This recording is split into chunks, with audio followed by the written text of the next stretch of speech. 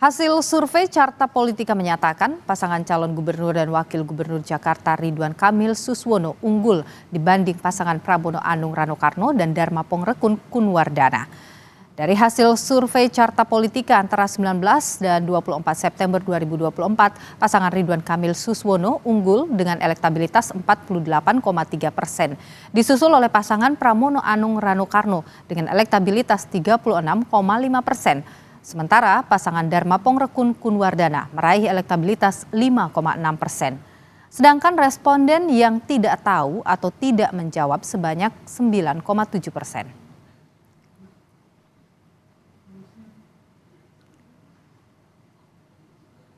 Carta Politika juga merekam tren elektabilitas ketiga paslon peserta Pilgub Jakarta berdasarkan hasil survei 3 lembaga survei yang dilakukan pada 3 periode berbeda. Untuk pasangan Ridwan Kamil Suswono, survei LSI 6 hingga 12 September 2024 mencatat elektabilitas 51,8%. Kemudian turun tipis di survei Poltreking 9 hingga 15 September dengan elektabilitas 47,50%. RK Suswono kembali naik menjadi 48,30% berdasarkan survei Carta Politika 19 hingga 24 September. Elektabilitas pasangan Pram Rano Karno menunjukkan tren peningkatan. Di survei LSI 6 hingga 12 September, elektabilitasnya 28,4%, lalu naik menjadi 31,50% di survei Poltreking 9 hingga 15 September. Pram Rano kembali naik elektabilitasnya di survei Carta Politika 19 hingga 24 September dengan elektabilitas 36,50%. Sementara saudara, untuk pasangan Dharma Pongrekun Kunwardana mencatatkan tren naik di 3 survei dengan perolehan 3,20% menjadi 5,10% dan terakhir 5,60%. Bagaimana peta survei terkini elektabilitas calon gubernur dan wakil gubernur Jakarta? Sudah ada Yunarto Wijaya, Direktur Eksekutif Carta Politika yang baru saja merilis hasil survei tadi siang ya. Selamat petang Mas Toto. Selamat petang Mbak Nilu. Ya, Mas Toto, survei Anda, survei Carta Politika ini menempatkan RK Suswono di angka 48,3%, Pramono di 36,5%. Kalau kita lihat ini kan ada perbedaan, ya trennya ada yang turun, ada yang naik begitu. Ya, apa yang tergambar dari sini? Apakah ini menunjukkan angka ini masih akan terus kejar-kejaran sampai dengan November? Ya, menarik memang Mbak Nilu menilik apa yang terjadi pada Pilkada DKI kalau kita baca dalam sejarahnya ya. Pilkada 2 kali terakhir 2012, 2017 pertama selalu menunjukkan bahwa selalu ada kejutan dari pasangan yang biasa dianggap underdog, bahkan pencalonannya pun biasanya tidak disangka-sangka lalu kemudian menjadi pemenang. Kita tidak tahu apakah mitos ini akan berulang kembali.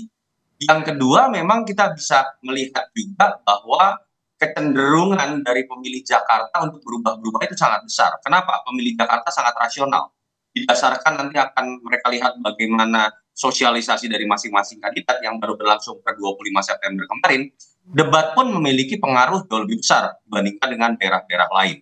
Nah, temuan ini juga ternyata menarik. Kenapa saya tampilkan tren dari 3 minggu terakhir? Kalau kita lihat dari LSI yang pertama, Poltreking dan Carta Politika, nuansa yang dulu terjadi pada saat 2012 dan 2017 terjadi kembali dalam konteks bahwa ternyata perubahan ini hitungan minggu bisa terjadi dengan sangat cepat. Kalau kita lihat memang Kang Emil dengan Pak Suswono ini masih unggul. Akan tetapi kalau kita baca dari sisi tren, Mas Pram dengan Bang Dul ini memiliki tren. Nah, tinggal pertanyaannya adalah dengan waktu tersisa sekitar 52 hari, apakah kemudian tren ini berlanjut atau kemudian berbalik?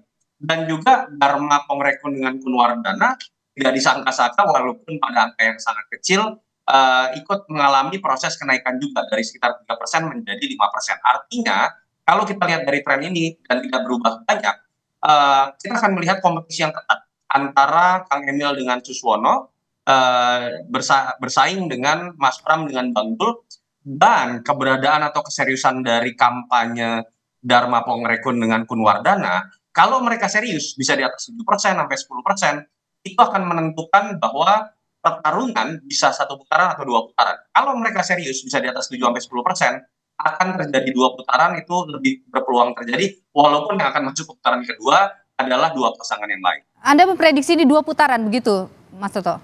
Tergantung tadi, kalau misalnya suara dari pasangan ketiga yang posisi paling bawah, dalam hal ini Dharma dengan Kunwardana mentok di angka sekitar 5%, saya lebih melihat peluang hidup mati, tanda kutip ya, siapa yang menang di antara pasangan Pram dan Dul dan RK Suswono, itu lebih mungkin terjadi 1 putaran. Tapi kalau elektabilitas dari Dharma dengan Kunwardana itu mungkin bisa di atas 7%, apalagi sampai 2 digit, di atas 10%, kemungkinan 2 putaran lebih mungkin terjadi. Oke, angka fluktuatif ini setelah masuk ke masa kampanye, itu apa ya sih yang paling mempengaruhi, Mas Toto? Iya, pertama kalau kita lihat kenapa sih elektabilitas dari Mas Pram dan Bang Dul ini lebih cepat kenaikannya ya, dan malah tendensi penurunan lebih terjadi di pasangan Kang Emil dengan Suswono yang tadinya betul-betul di atas angin.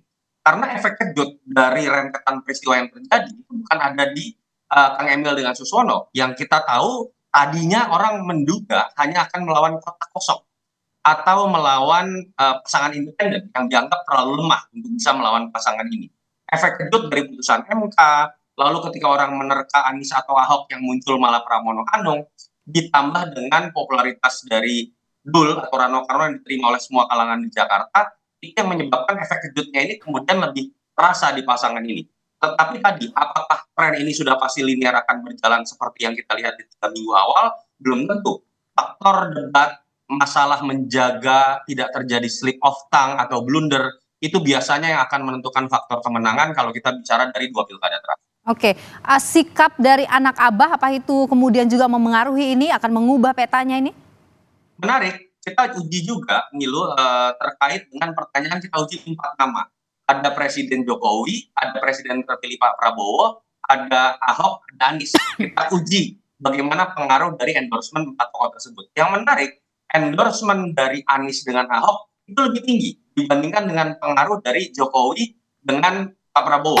Kenapa? Karena dalam konteks masyarakat rasional seperti Jakarta, legacy yang mereka bisa lihat langsung kan kerjanya Ahok apa kerjanya Anies, dibandingkan sekedar konstelasi yang ada di Pilpres misalnya.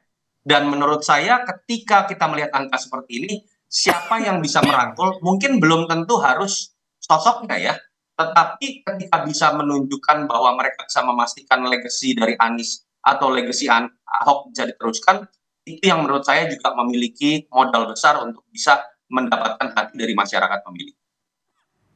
Baik, kalau begitu Mas Toto, kita juga lihat di survei, 3 survei ini, angka yang menjawab tidak tahu itu tinggi loh Mas Toto. Ini bagaimana ini? Apa yang bisa kita baca? Angka 9,7% ini tidak tinggi, Mbak Nilu. Ini angka yang bisa dikatakan cukup kecil karena sudah di bawah 10%.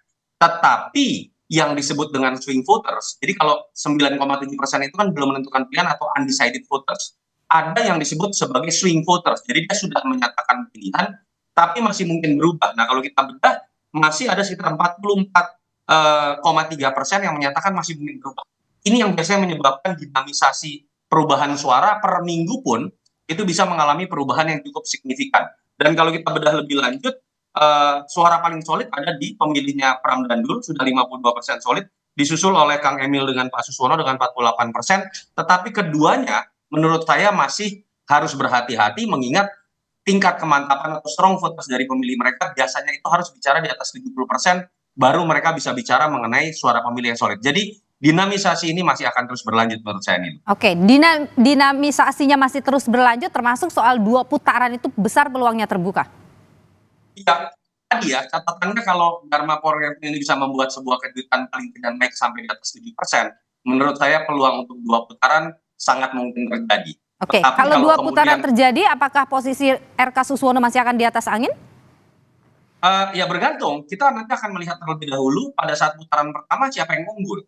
Kita kan melihat ini kan masih banyak sekali variabel yang masih bisa mengubah. Kita belum melihat debat sama sekali. Kita masih menerka walaupun Ahok sudah jelas misalnya ke Pram dan Dul, apakah kemudian anak abah juga akan menentukan sikapnya. Kalau abahnya sendiri tidak menentukan sikap, apakah relawan-relawannya atau anak abah akan menyatakan sikap? Itu yang menurut saya juga masih akan bisa menjadi faktor besar mempengaruhi suara dalam beberapa waktu terakhir. Baik, terima kasih analisa Anda, Direktur Eksekutif Carta Politika Yunarto Wijaya. Mas Toto, terima kasih. Terima kasih Mbak Nilu.